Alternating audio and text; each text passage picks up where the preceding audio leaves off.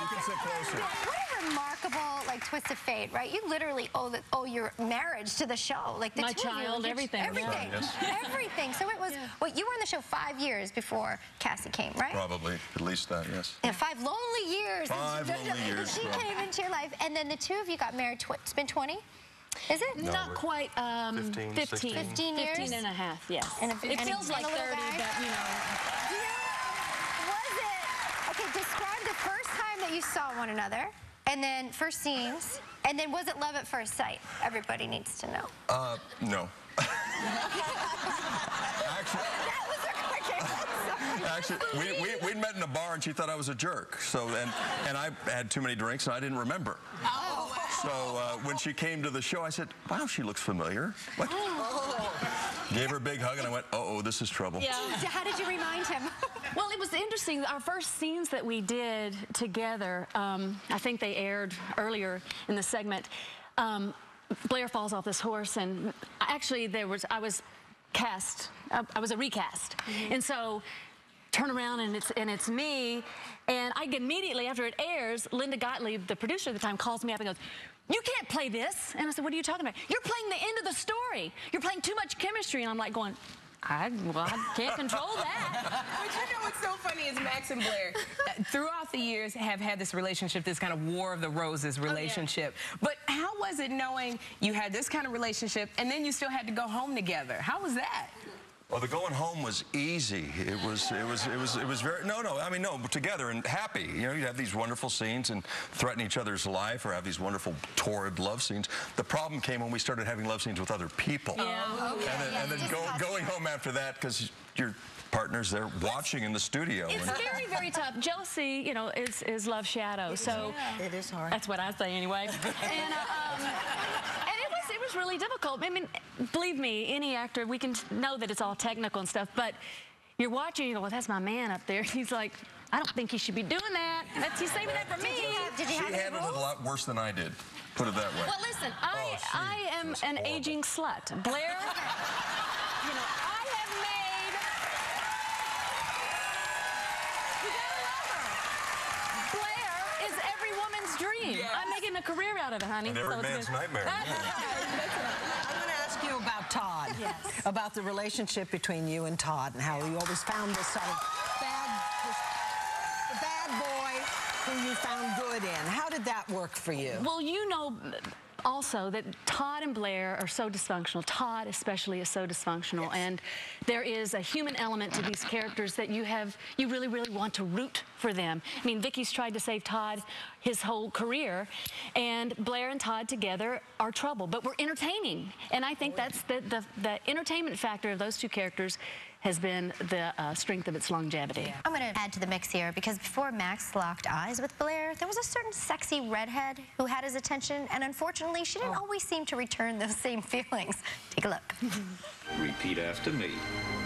I, Tina, take thee, Max, to be my wedded husband. I, Tina, take thee, Cord. Oh, what I meant was... Look, what I meant to say was that I take thee, Max. No, Tina. No, Max, please take my hand. You know what I meant to say? You said it. I heard it. We all heard it. I can't go through with this marriage.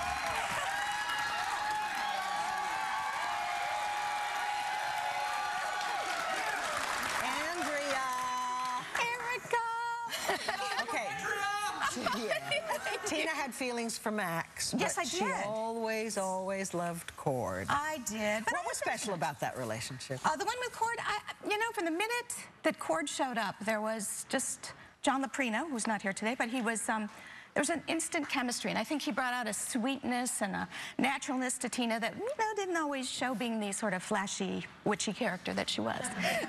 I have to tell you that when you two finally got together a couple of months ago, Cord had mellowed and he made Tina grow up. And I thought that was so brilliant, the way it happened. I love this. We want to thank you all for being here. James, Cassie DePaiva, and Adria Evans. Hey, we are going to be right back, so you don't want to go anywhere. This is actually...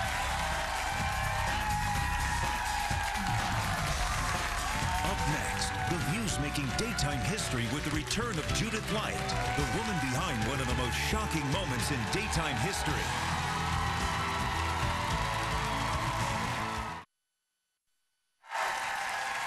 In 1979, TV and Broadway star Judith Light had all our jaws hanging open in one of the most shocking moments in soap history. Take a look.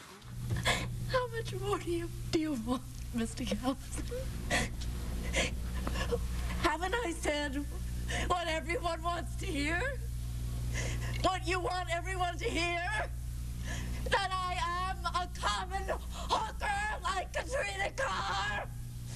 That Mark O'Dane was my pimp? Is that what you want me to say? What do you want from me? Please welcome Judith Light.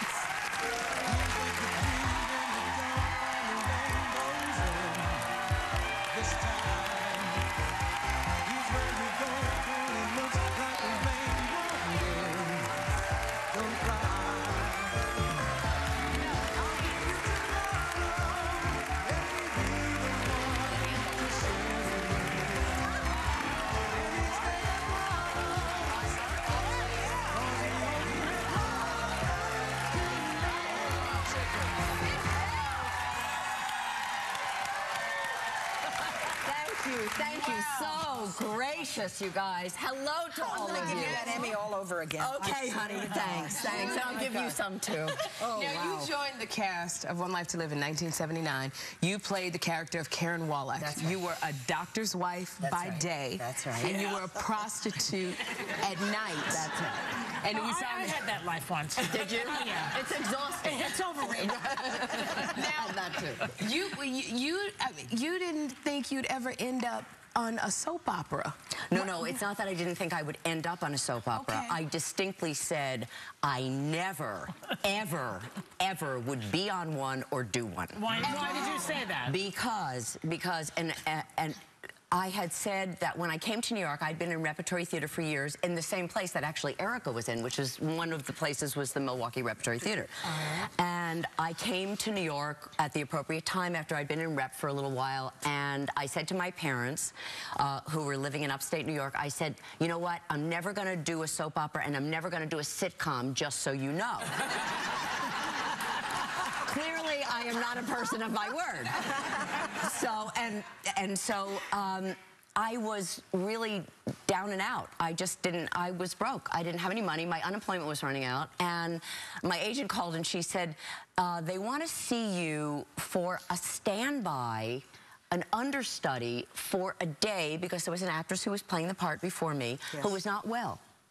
And I said, like, not even the part on a soap opera? You mean like an understudy? And she said, look, you have no money, so you just shut up and take it. And I did. And when I was there, our producer at the time, Joe Stewart, said to me, if we were to do a storyline like this, what would you do with this character? Wow. It was so fascinating and so interesting. And what happened was I watched the way these people worked. And I realized that I had been incredibly prejudiced. And I was looking my nose down at this work and these people who are killing themselves and producing magnificent work, an hour of programming every day. And I said, my problem, my issue. They had me audition for it, and I got the part. And it really changed my life. I want to ask you one quick question, may I? Okay, you met your husband, Robert Desiderio, on the show. Who you love. Who I love so much. He is the sweetest, most wonderful guy. Did you guys get along right away, or did it take a while? No. It was instant. It was absolutely instant. The chemistry was instant. Are these shows of yours like dating services? Everybody... It's like Match.com or JDate. Either, I mean, no. I mean, no, what happens is you are working so intently and so closely, and so, I mean, you're spending hours and hours and hours of time with people, and it is really, you get to know each other, and you really, It could be dangerous if you're already married. Yes, it could be very dangerous, and but you have this really, you have a family. I mean, it is what you all watch every day. It is what you see us do. Is you are our family and we are your family, and it is so for us too. You know what? You were also a part of another family which we absolutely love, because you left One Life to Live in 1982, and the following because of Robert. Because of Robert. It was Robert's idea. He said you have to go, you have to try, and I said no, I don't. And he said, no, you have to go to California. You have to at least try. He said, you can come back, but you have to try. Well, you went out, you stepped out, you tried, you landed the role of Angela Bauer on Who's the Boss? Oh. Now, with Tony Danza, and that's Alyssa Milano. Now, what's interesting is you went from this extremely dramatic role on One Life to Live to doing a comedy. How did that happen? And for 5 seasons, how did you do that? How was it? Well, again, you know, when you have repertory theater experience like we had, you got to play all different kinds of roles. So I knew I could do those things, but other people didn't know that I could do those things. But our producers on Who's the Boss said, we see something in her and we see something in the two of them together. I want to let everybody know, too, and remind them that you are on the Broadway play, Other Desert Cities. If any of you are in town, or you live here, or you're here for a while, this play, Other Desert Cities, is so special, and it's at the Booth Theater, and it's an incredible, beautiful cast. And I just, you know, Justin Kirk from Weeds, and Rachel Griffith from 6 Feet Under, and Brothers and Sisters, and Stockard Channing, and Stacey Keach. It's really remarkable. Well, thank you so much. We just love you. We are happy. Our thanks to Judith Light. You can see her now on Broadway in Other Desert Cities at the Booth Theater. We'll be right back.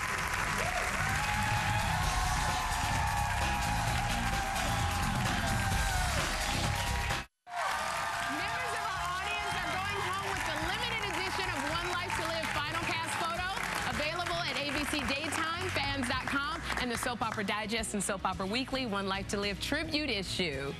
Hey, listen, the final episode of One Life to Live airs at 2 p.m. today here on ABC. Have a great day, and remember, it's your life to live. Enjoy the view.